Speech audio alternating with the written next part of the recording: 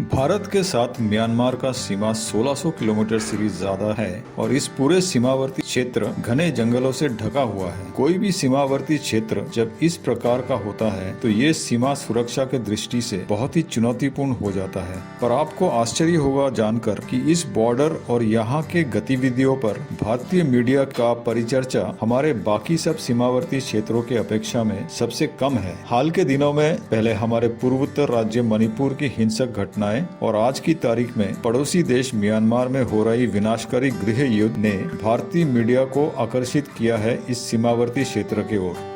नमस्कार, मैं देव कुमार एक बार फिर आपका स्वागत करता हूं प्रोग्रेस पोस्ट पर। इस चैनल में आपको विभिन्न विषयों पर अनोखे और गहरे दृष्टिकोण मिलेंगे। पोस्ट को अंत तक देखिए और कमेंट बॉक्स में अपनी राय भी बताइए।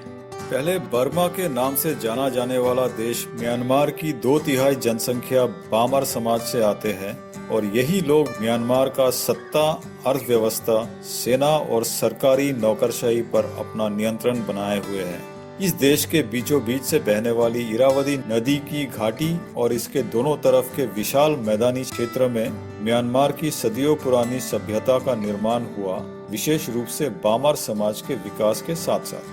पर इस विशाल मैदानी क्षेत्र के तीनों तरफ यानी उत्तर, पूर्व और पश्चिम दिशाओं में फैला हुआ है विशाल पर्वतीय क्षेत्र, जिसका अधिकतर भूभाग पर घना जंगल फैला हुआ है। और इसी पहाड़ी क्षेत्र में रहते हैं म्यांमार के अल्पसंख्यक समुदायों के 100 से ज्यादा कुल और जनजाति समाज के लोग, जो अपने आप को वंचित मानते हैं।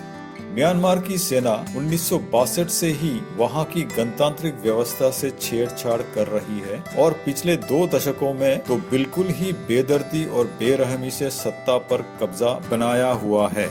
इस दौरान अपने ही देश के लाखों लोगों का निर्मम हत्या कर चुका है ये सेना, और जब इनकी चीन से साठगांठ बना है तब से तो ये चीन के कम्युनिस्ट तानाशाहों की तरह दुर्व्यवहार कर रहा है अपने ही जनता के साथ। आज जो गृह युद्ध छेड़ा हुआ है म्यांमार में, इसके प्रमुख 2 किरदार है इस देश का सेना एक तरफ और 1/3 अल्पसंख्यक वर्ग के छोटे छोटे विभिन्न सेनाएं, जो आप एक साथ गठबंधन बना के म्यांमार की सेना पर हमला कर रहा है।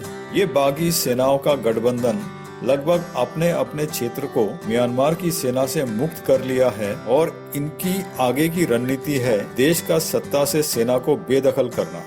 इनका कहना है कि अगर ये अपने अभियान में सफल हो जाते हैं तो म्यांमार की गणतांत्रिक रूप से चुने हुए सरकार को फिर से बहाल करेंगे सत्ता पर और देश में गणतंत्र को स्थापित करने में एक बड़ा भूमिका निभाएंगे। इसका अर्थ ये भी है कि सेना को एक प्रकार से धमकी दी जा रही है कि तुम सत्ता के आसपास भी मत आना अगर देश को बिखरने से बचाना चाहते हो तो। आइए अब विस्तार से देखते हैं म्यांमार में आज की परिस्थिति क्या है। क्या चीन पर जरूरत से ज्यादा भरोसा करना म्यांमार की सैनिक शासकों को महंगा पड़ा? म्यांमार पहला देश नहीं है जो चीन पर भरोसा करके बुरी तरह से फंस गया है। इससे पहले श्रीलंका को अपना एक बहुत महत्वपूर्ण बंदरगाह हम्बनटोटा को चीन के पास 99 सालों के लिए गिरवी रखनी पड़ी थी, जब श्रीलंका चीन से ली गई उधार चुका नहीं पाए थे। छोटे विकासशील देशों की सहायता करने के नाम पर चीन एक बहुत ही चालाक नीति अपनाए हुए है। इन छोटे देशों को चीन हर प्रकार की सहायता का आश्वासन देता है और ये देश चीन की बातों में आ जाते हैं। अधिकतर ऐसे सहायता का मतलब होता है कोई बड़ा परियोजना का निर्माण करना, जो कि इन देशों की बस की बात नहीं है। इनके पास ना ही उतना धनराशि होता है और ना ही तकनीकी क्षमता होते हैं ऐसे बड़े परियोजनाओं का निर्माण करने के लिए। जब चीन के कूटनीतिक और व्यापार मंडलों के लुभावने वाले प्रस्तावों पर ये छोटे देश अपनी मोहर लगा देते हैं, ये एक प्रकार से अपनी स्वतंत्रता का एक हिस्से का सौदा कर लेते हैं अनजाने में। अब आप सोचेंगे कि ये कैसे संभव है? तो दोस्तों, आप सब ये जान ले कि चीन जब कहीं किसी बड़ा परियोजना में निवेश करता है, उसके साथ कई शर्त भी होता है। ये अलग बात है कि चीन इन शर्तों का उल्लेख तभी करता है जब उसे विश्वास हो जाता कि वो देश चीन के बातों में आ गया है।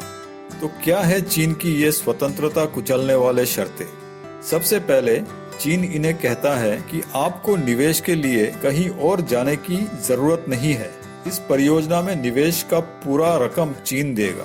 भाई, अरबों डॉलर्स की निवेश जुटाना ऐसे छोटे देशों के लिए बहुत ही मुश्किल होता है, और अगर एक आधा निवेशक मिल भी जाता है तो ये पश्चिमी देशों के होते हैं और इनके शर्त भी चीन जैसे होते हैं। तो छोटे देश दोनों में अंतर कैसे करते हैं? चीन को ही निवेशक के रूप में क्यों चुनते हैं? इसका तो बड़ा ही एक सीधा और सरल उत्तर है।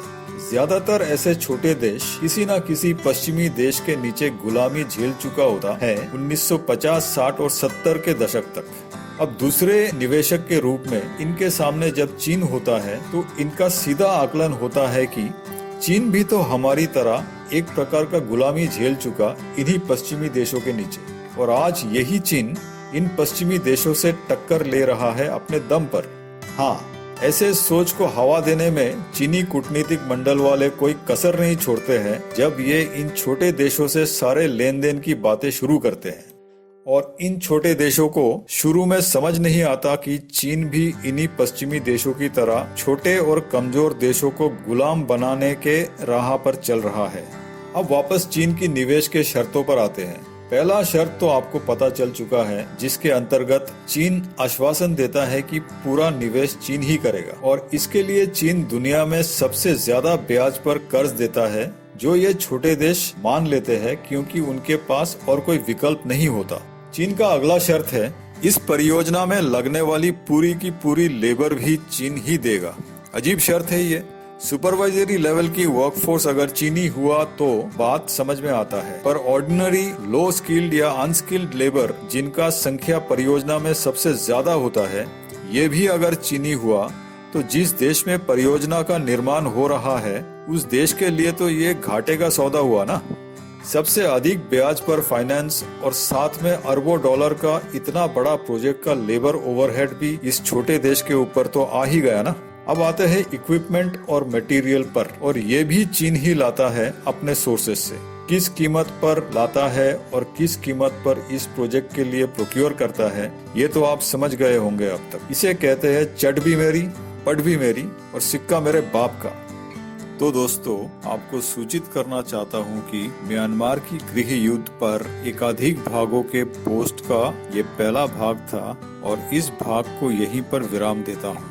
अगर पोस्ट को आपने यहाँ तक देखा है तो आशा करता हूँ कि ये पोस्ट आपको सूचनात्मक लगा है। जाने से पहले कृपया पोस्ट को लाइक और शेयर करें, और अगर आप चैनल को अब तक सब्सक्राइब नहीं किया है तो कृपया सब्सक्राइब भी कर लीजिए, ताकि आने वाले पोस्ट का सूचना आपको समय पर मिल जाए। धन्यवाद।